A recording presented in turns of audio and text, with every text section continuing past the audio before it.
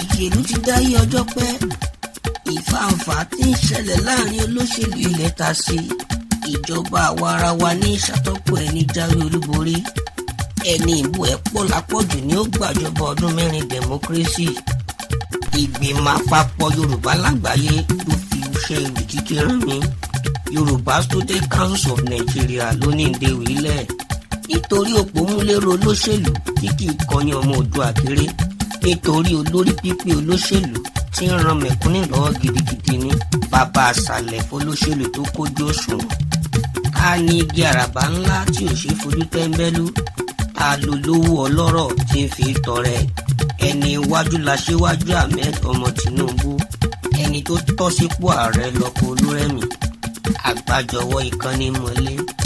Àgbájọwọ́ ìràdé ìjàdùn afárá oyin. Pẹ̀lú àtìlẹ́yìn ọba wa onírìṣà.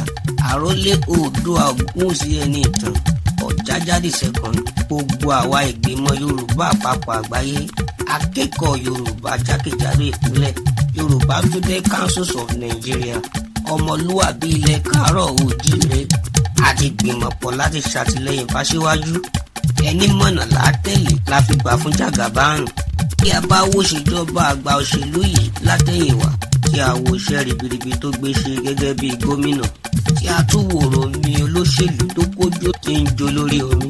Tó jẹ́ pé Jagaban ló nílùú nísàlẹ̀ odò. Ìrírí bàbá ọgbọ́n. Ẹjẹ́ àgbàfo olóṣèlú tó ní ìrírí tó jọjú. Ọkọ Olúrẹ̀mí yẹ ní ààrẹ fún ìgbé ayé rọrùn. Ẹjẹ́ àgbà fún ẹni Èdùmàrè gbà fún káyé lè rójú. Àwa ti tẹ̀lé Jagaban káyé jádùn. Àgbè mi ṣe tán ìrẹ̀lẹ̀ ìkárò. Àlùkò mi ṣe tán ìrẹ̀lẹ̀ ìkosùn. Lékelèké mi ṣe tán ìrẹ̀lẹ̀ ìkẹfun.